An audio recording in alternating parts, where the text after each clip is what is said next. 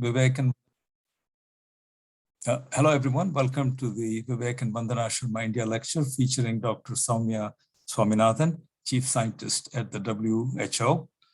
It's a great pleasure for me to welcome Dr. Soumya to Northeastern virtually and to speak on a very important topic that's really dominated our lives for the last year and a half.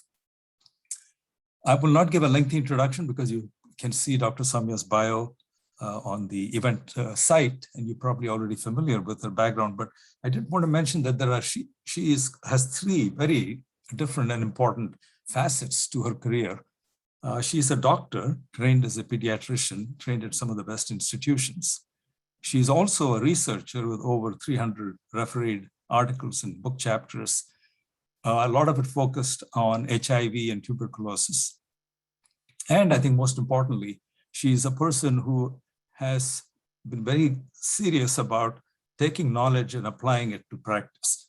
And that really resonates very well with us at Northeastern because we think of ourselves as producing students, even undergraduate students, who are equipped not only with knowledge, but also the skills required to have an impact on the world. So she served as a secretary to the government of India, which is the highest ranking civil service position, advising on health research. And for the last few years, she's been at the WHO. And since 2019, as chief scientist, she's the first person to occupy that position. And as fate would have it, she moved into that position just as COVID hit and took center stage globally. So we are delighted, Dr. Soumya, thank you so much for making time for us.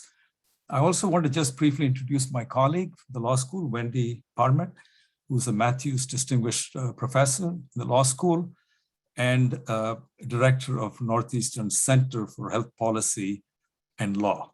Wendy will be curating any questions we have from the audience and posing them to Dr. Soumya. With that, I'm going to turn it over to Dr. Soumya. Thank you so much again and welcome to Northeastern.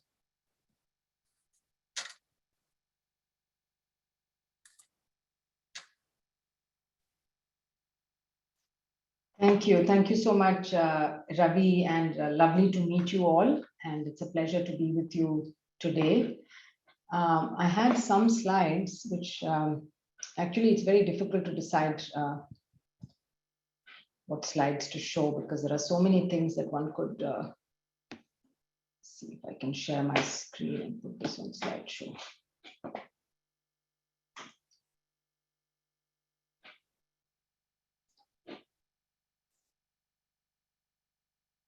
Are you able to, are you seeing my screen now? Yes. Yep. Okay, let me see if it goes on slideshow. Yeah, is that okay? So what I'll do is I'll run through these slides because it's just actually covering one aspect of what I wanted to talk about. And I can already see from some of the questions you've asked me that it might be more useful to have a discussion. And I also wanted to talk a little bit about future scenarios, which is not in this particular slide presentation. But so this is the most recent epidemiological situation. So we, of course, track this. And the good thing is that week to week, now for the past, I think 5 or 6 weeks, we've been on a declining trend. As you can see from the graph here, each of these colors represents one of the WHO regions. So there are 6 regions. The yellow has been the predominant one, the region of the Americas. So both North and South America have really contributed to a lot of the cases. And the green is Europe, and then the purple is the Southeast Asia region, and then the green is Eastern Mediterranean. Then you see the Western Pacific region, and then very light at the, very small at the bottom is the African region, which actually has contributed the least number of cases and deaths, but we can talk about some of the reasons why that may be so. And then you see a list of countries that are contributing the largest number of cases on a daily basis. And we're at about somewhere between 6,000 to 7,000 deaths a day, but we're still at about 50,000 deaths a week. Since for the last, I think 10 or 12 months, actually, we've been at more than 50,000 deaths a week. So that's still a very high level at which, one has plateaued. So we need to see whether this trend continues, and hopefully because of expanding vaccination coverage, we should continue to see these declines. In terms of variants of concern, again, we've been tracking viral evolution from about June of 2020. And thanks to a lot of partners around the world, but also databases like GISAID, which allow scientists to deposit their whole genome sequences in real time, practically in real time, and the time it takes, for them to generate the sequence and upload varies from 10 days in countries like the UK to up to 3 months in other countries which may not have that much capacity.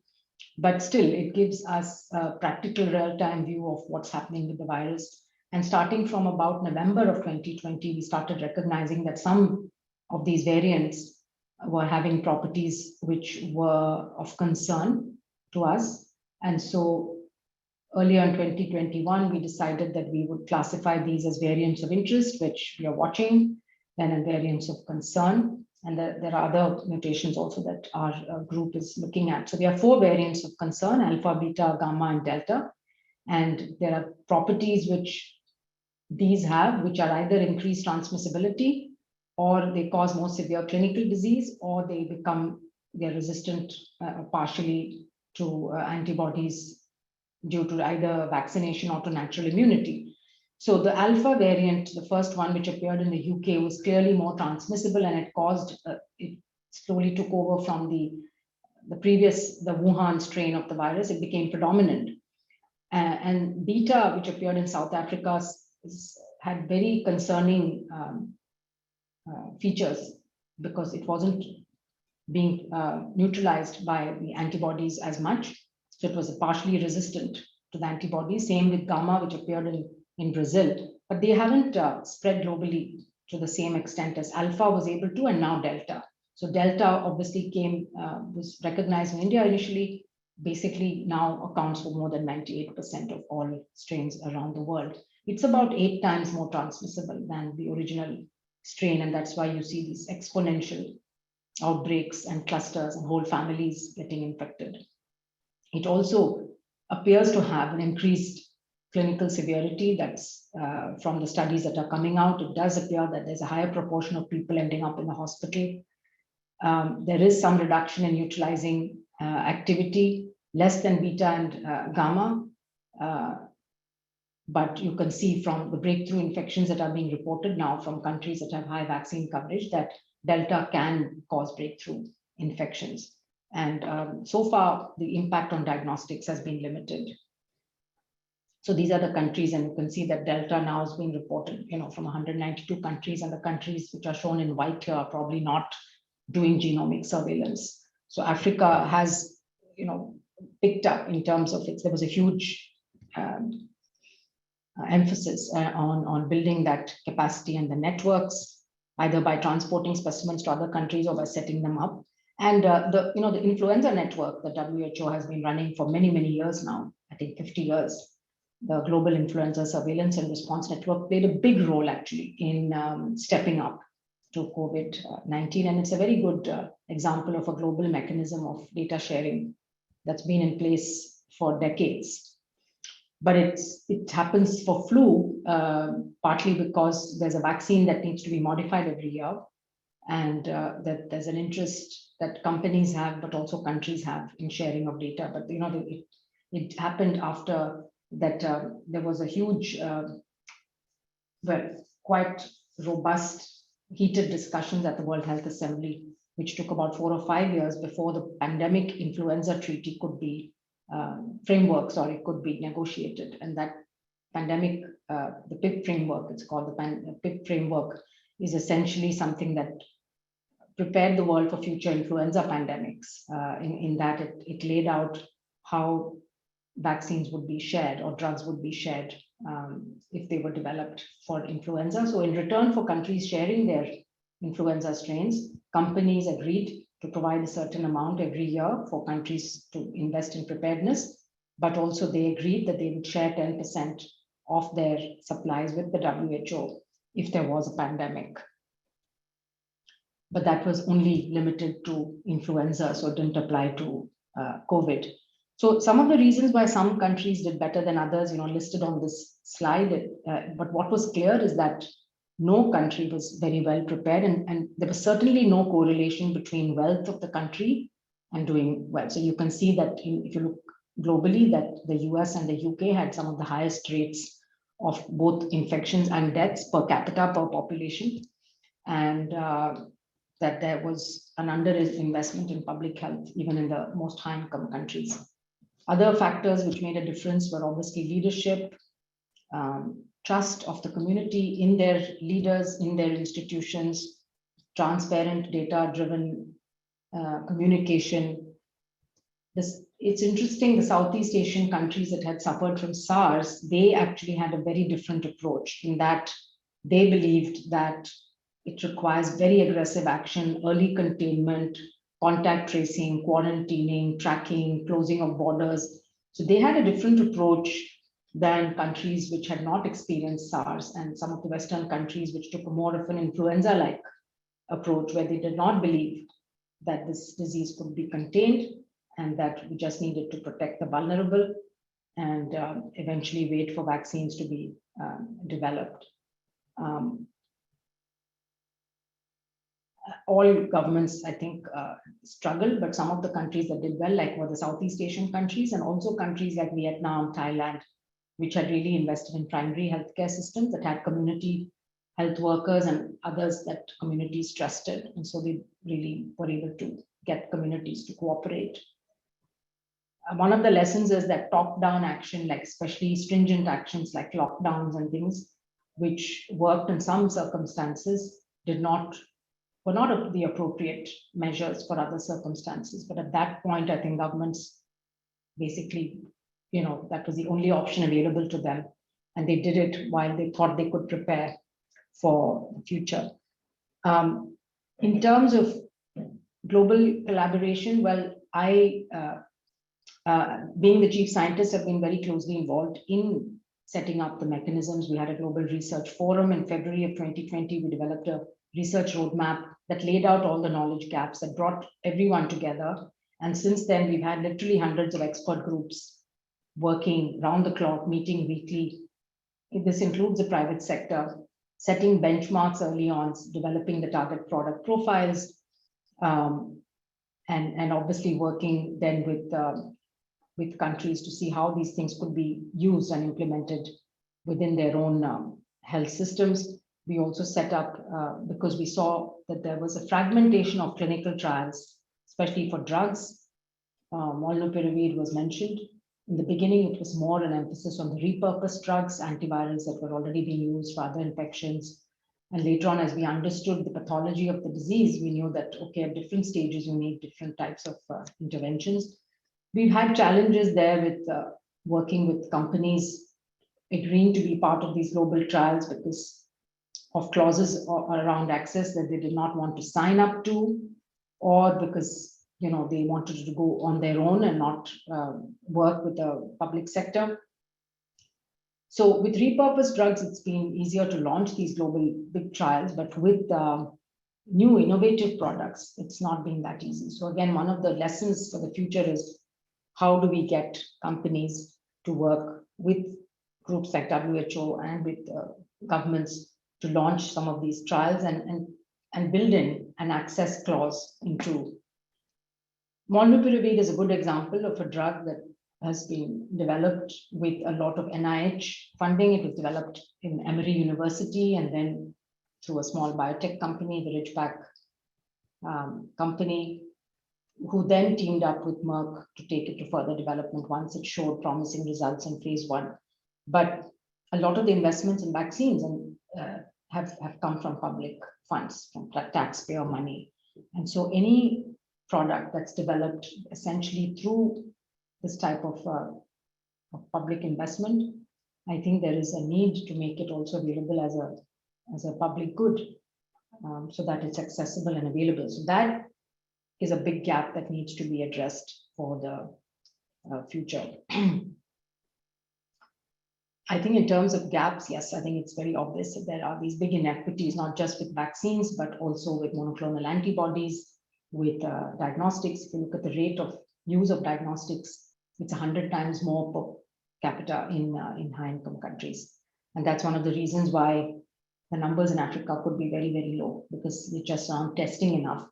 And we know that because when you do antibody surveys, the sero surveys, you can see that I think it was an average of 45 to 50% of the population exposed to antibodies, exposed to the virus and has antibodies in Africa, which is actually higher than in many of the developed countries. So clearly the infection had spread widely in the community, but testing was inadequate. I mentioned that messaging continues to be a problem because every country has taken their own approach to dealing with both public health measures, travel restrictions, trade restrictions, and then of course the sharing of these commodities. So in terms of a few lessons, I mean, these are not comprehensive, they're not the only ones, but some of them are to have some kind of governance you need at a global level. I think that's what the WHO has been pushing for, is a pandemic playbook, some rules laid out that all countries sign up to. So this is what a future pandemic treaty might look like, that governments at the highest level agree to doing when there's a pandemic declared or when there's a public health emergency declared. You need systems and tools that will then come into play as soon as that pandemic is declared. You also need financing for preparedness, not just at the time of the pandemic, but you need financing now to help countries build resilient health systems. And then you need, of course, financing at the time of the pandemic to quickly be able to develop the vaccines. I think now we've reached an era of technological advances where we know that we have things like mRNA platforms, which can be potentially used now to develop vaccines for many pathogens, but also can be used to develop monoclonal antibodies. That this technology is very flexible, can be rapidly adapted because you just need the genetic sequence of the pathogen and then you can put it on this platform. But we also have the viral vector platforms. But how are these going to be used? There's manufacturing problems. African continent manufactures less than 1% of vaccines that it uses. So they now have a very ambitious goal, the Africa Union. So we're working with them to set up mRNA technology transfer hubs. The first one has been set up in South Africa, will serve as a training hub for countries from around the world to come and learn how to use mRNA technology. But this is where we did not have the big companies like BioNTech or Moderna saying, yes, we'll work with you and we will share our know-how. And despite calls even today at the press conference, both the Secretary General and the Director General have called for the TRIPS waiver to be executed by countries at the World Trade Organization. And they've also called for sharing of technology know-how and a moratorium on booster doses in countries that have already reached high levels of coverage, to share those vaccine supplies with those countries. So if you look at the Americas, on an average, yes, they've crossed 40% coverage with 2 doses. The same has happened in Europe, and the same has happened in the Western Pacific region. So these 3 regions have achieved over 40% coverage. If you look at the Southeast Asia region, it's around 20%, but we will get there. Mainly India and Indonesia are the 2 large countries in that region. But if you look at Eastern Mediterranean, they're also still under 20%. We have a goal, by the way, of achieving 40% coverage by the end of December, which is less than 12 weeks away now. But if you look at Africa, only 4% of the population has been vaccinated completely with 2 doses. So clearly we need investment. I mean, vaccine supplies need to go there, but many of those countries also have very weak systems. They need assistance, financial support to ramp up their vaccination programs. I think communication, I would like to say a little bit more maybe in the discussion about what we've termed the infodemic, which has been over availability of information. A lot of it is misinformation or deliberate disinformation. We work with a number of tech companies to handle that. But this needs, in the future, I think, a massive approach or program to really incorporate social sciences, behavioral insights, etc., to not just for COVID, but there's a lot of misinformation around vaccines and around a lot of things. So anti-science, anti-vaccine movements will need to be dealt with, and it's not easy. It requires this type of multidisciplinary thinking and approach. Emerging technologies, obviously digital has become widely used, whether it's for capacity building trainings like the way we're doing now, webinars, but also for telehealth, telemedicine, artificial intelligence. There's a proliferation of these technologies. They need to be properly vetted, validated, and WHO has already developed a framework on how one might look at AI-based technologies, particularly when they're used for diagnosis or for treatment. There are lots of ethical issues here, but there are also technical issues, and there's a need for a regulatory framework for what type of research needs to get done and what evidence needs to be generated before these technologies are widely deployed.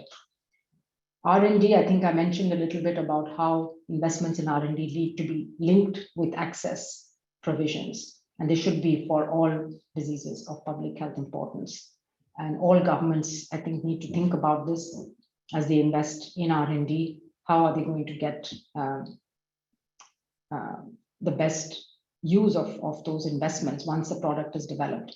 And then, of course, you need global solidarity. And so I'll just maybe run through some of these slides. Governance, we talked about the importance of social sciences.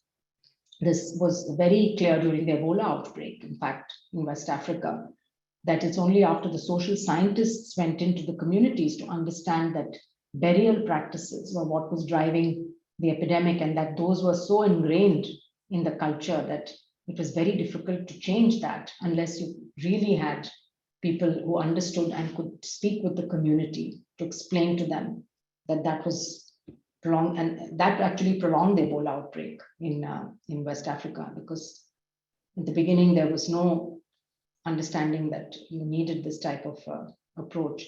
And then you do need a whole of government and whole of society type of approach. And by whole of government, I think what we mean is that it's a cross-sectoral action, because when you do a lockdown, for example, there are huge economic implications and fallouts, obviously, and high-income countries were able to compensate by putting in a lot of social support for their citizens. But in low-income countries, you've had this tremendous loss of livelihoods, increasing poverty, increasing undernutrition, and probably that's going to play out over the next several years, and it's going to impact on all of the sustainable development goals.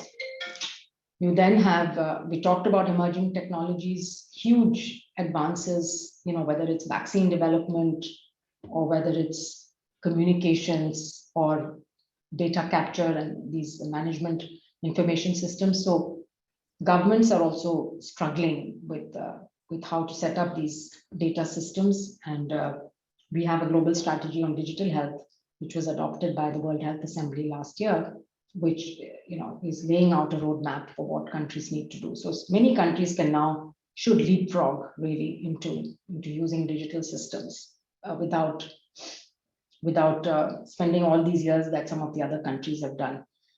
Investing in R&D is going to be important. I mentioned there was a lot of fragmentation of research in the beginning with a lot of confusion, but also even when the research was done, there was a huge confusion also on how governments adopted those policies based on data. And some governments went ahead and there was a lot of politics involved in some cases where leaders, just decided that certain things were effective without any evidence really, and put pressure on regulatory agencies.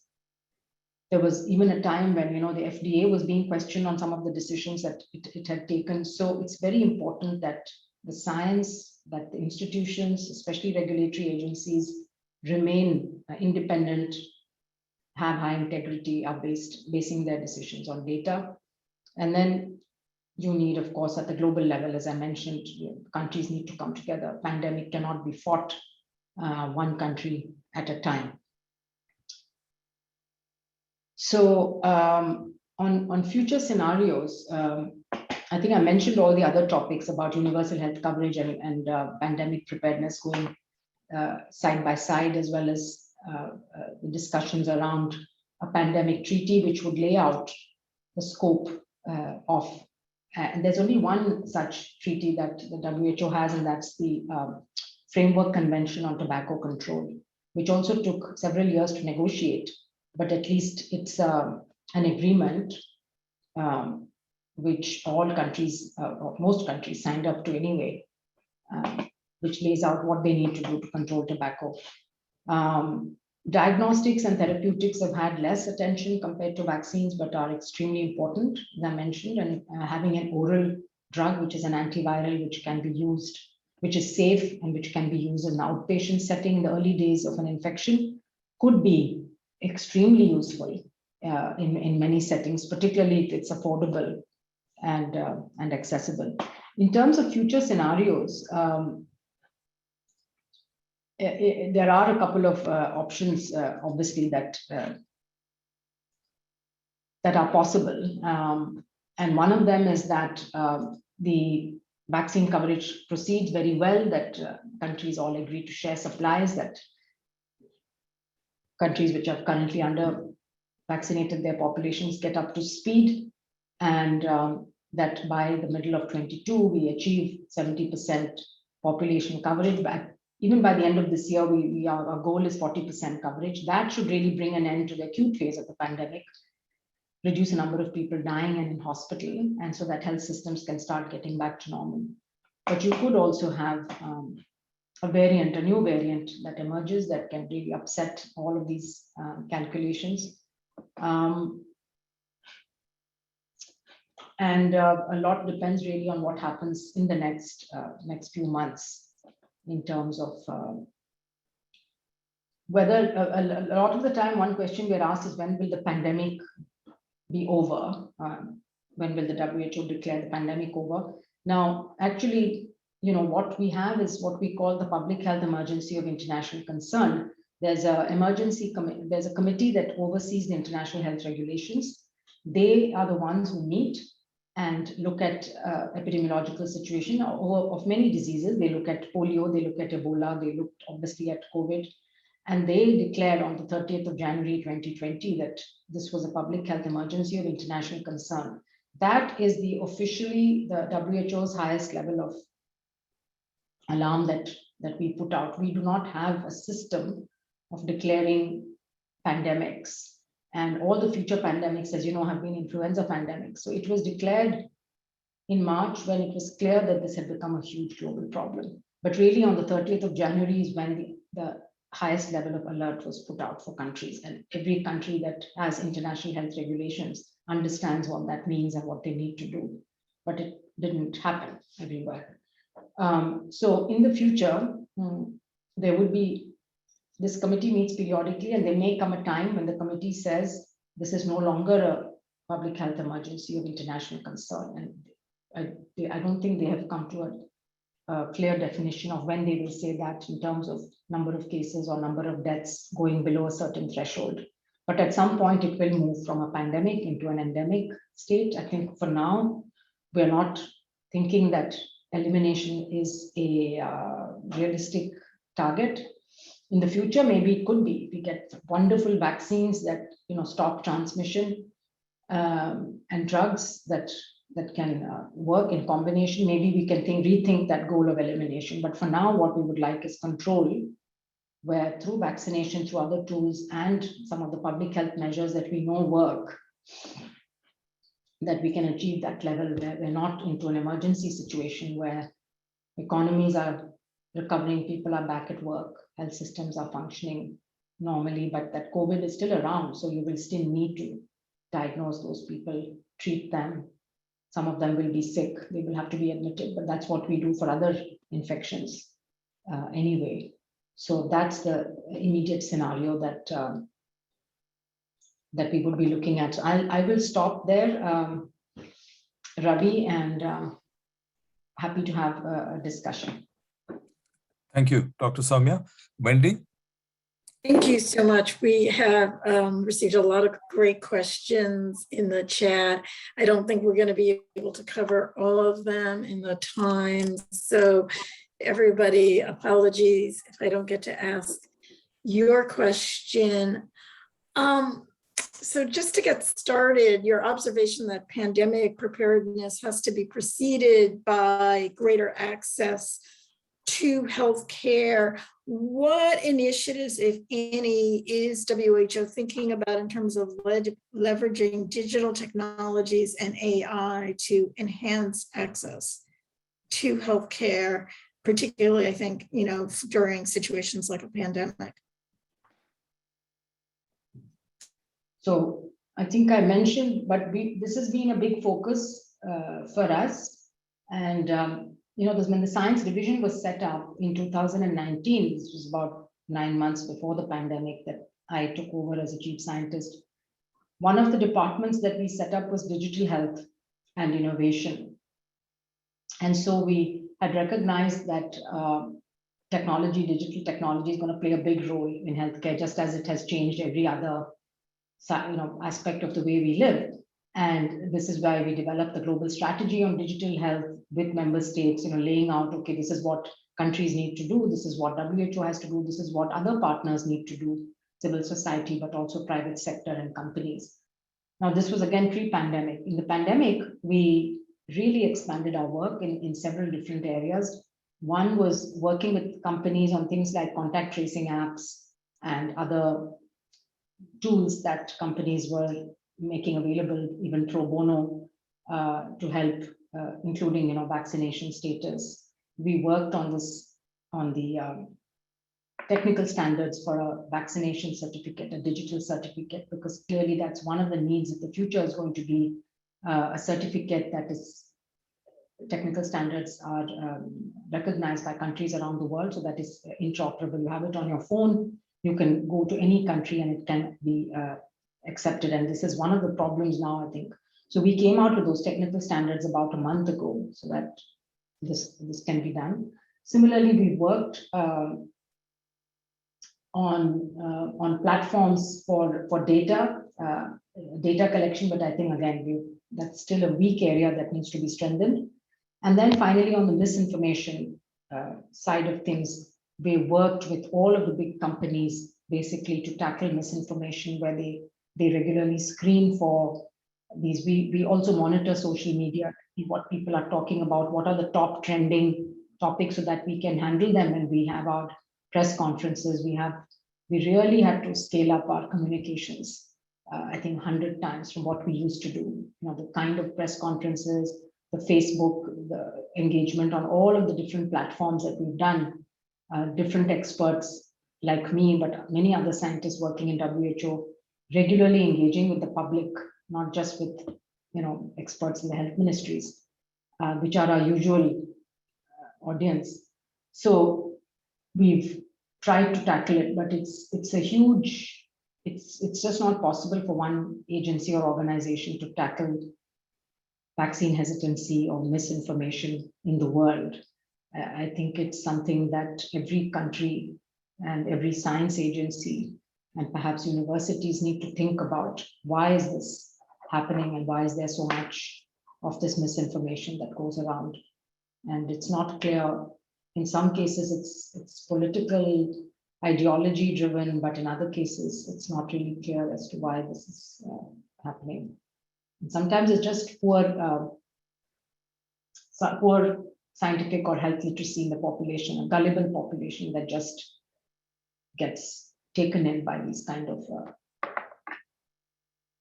information campaigns that circulate on WhatsApp and things like that. So in some cases, it can be handled, I think, by just being there to provide a lot of information, but also I think using trusted leaders in the community is very important. So either political leaders or spiritual leaders or local politicians or local community leaders that people trust. And of course, your own doctor or physician you would trust. So one has to use that, and it's not enough to just have the big information campaigns. Thank you so much. So there were a lot of questions about vaccines, and I think you've covered many of them. There was also a set of questions on, I'm trying to, because of time, sort of merge some questions. Everybody forgive me, please, if I've made a mess of your question, but about different countries have obviously used a range of different strategies, from, COVID zero in some places to relatively lax strategies in other countries. Question first, do you have any comments about sort of the mix of approaches, and might WHO offer guidelines, best practices of how countries, the mix of practices a country should do in response to the pandemic or similar pandemics, sort of thinking about that spectrum and approach that different countries have used?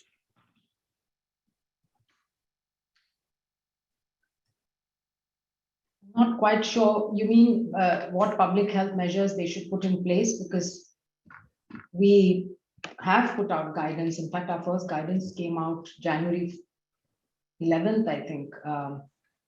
At that time, we didn't know much about this virus, but we knew we'd had other coronavirus outbreaks. But on January 10th, we knew that this was a novel coronavirus. Before that, we only knew that it was an atypical pneumonia, most likely caused by a new respiratory virus.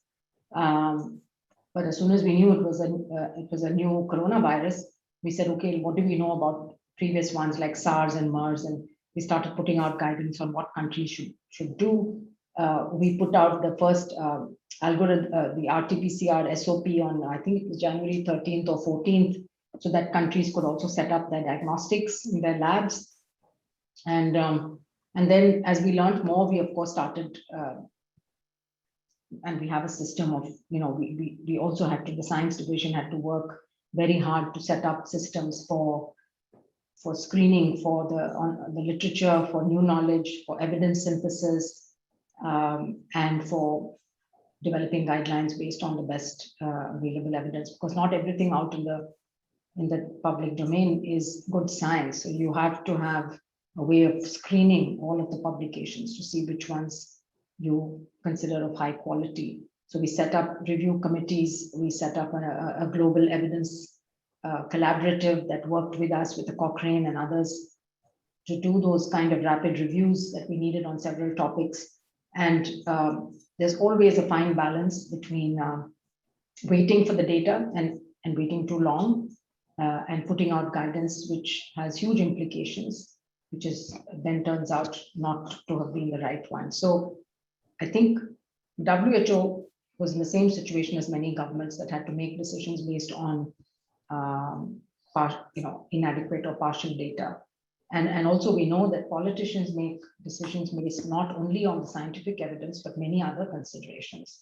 So this is where we also said that you need to have a group of experts. And maybe this is something we've learned, that you need not just the scientists advising government, but you need ideally a multidisciplinary group of people who come from different backgrounds, from ethics, from law, from the social sciences, economists who can look at different aspects and implications of what policy might mean for the people before governments can make a decision. So in terms of guidance, yes, we kept putting it out. I think the issue really is, how does a national government take it, contextualize it into their own. So for example, we never said we should implement lockdowns, but every country practically implemented a lockdown in March of 2020. Most countries did, because that was the only way they thought they would get some time to put in place whatever they had to. That obviously for poor countries, had very big implications for people.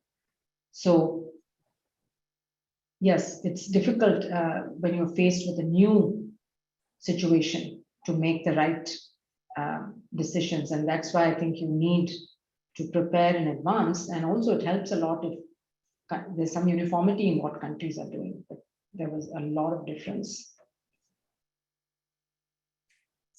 Thank you. Do we have time for one more question, perhaps? We got a couple of questions about the vaccine, and maybe you could talk a little bit about whether the questions about whether you expect waning efficacy of vaccines and whether it is likely that there will be another mutation that could really, for which the vaccines would not be efficacious, and sort of what are your thoughts about these issues? So of course, anything can happen, but my view is that we won't get a variant that becomes completely resistant to the vaccines. It would be because these vaccines are pretty good. They're stimulating a very broad immune response. And there are second generation vaccines also coming. By the way, there's still over 100 vaccines in clinical development. So we might have in the coming months vaccines which are working better or which have different modes of delivery. We have a couple of intranasal vaccines in development, some oral vaccines, some intradermal ones. There may be combination vaccines which we are shown to be better than using two of the same. You might want to combine them. So those studies are also in progress. And there may be some vaccines which are proven to be less effective, even though they're being used now today. When you have a broader portfolio of vaccines, the ones that are not as good will drop out and the most effective ones will be used. So I think that we're still learning about how best to use vaccines. When do people need an extra dose? Who are those people who need a third dose to complete? We know that there are people who don't mount a good immune response and they need a third dose. And even with the third dose, they may not get the immunity that healthy people have. So these are the immunocompromised people. But we know in the elderly that immunity tends to wane. So maybe they need a booster, but when? After 6 months or 12 months or 24 months, those studies need to be done. And so it's possible that you get a combination of mutations, which is what has happened with the Delta. Actually, the Delta has mutations which make the virus overcome antibodies and still able to transmit. So when we say we are seeing breakthrough infections, fully vaccinated people are still able to get the infection, they're still able to transmit it, but the chances of them getting sick is much less. So they have that immunity now to be able to protect themselves from getting ill. So that means that infections will continue and it will be difficult, as I said earlier, to eliminate this virus through vaccination alone. But again, the science is evolving. We have potentially better vaccines coming, and we also have vaccines against multiple pathogens. So some companies are developing a combined influenza COVID vaccine, for example, that may offer some advantages. So I think there's a lot of exciting science being done here. We don't have all the answers as yet. Thank you so much. I think we may be out of time. Is that correct? Dr. Soumya, are we out of time or do you have? Yes, I do have to leave for another meeting. Okay. Well, thank you. Thank you so much. This, you've sort of opened up so many fronts that many of us were not aware of or cognizant of. It's also reassuring to see all the many areas in which WHO is trying to address this issue. But, this general sense that the world has become more interdependent, then we have mechanisms for managing the interdependency, I think has been exposed by the COVID crisis. And as you say, maybe we learn something from this that allows us to be a little bit more effective the next time around. And that would be a huge payoff for the entire world. So thanks for sharing your time and sharing your insights. I hope in the future we can have you in person at Northeastern. You have an open invitation. Please, when you come to the US, try to make some time for us. As you can see, this conversation could go on for a few more hours. There's so much interest in the audience. Thanks also to Wendy for moderating the Q&A, and thanks to my colleagues and Magda for organizing the webinar, and to the audience for participation, and finally to Vivek and Vandana Sharma for making this series possible. Thank you all. Thank you, Dr. Soumya, again. Bye. Thank you. Thank you. It was a pleasure.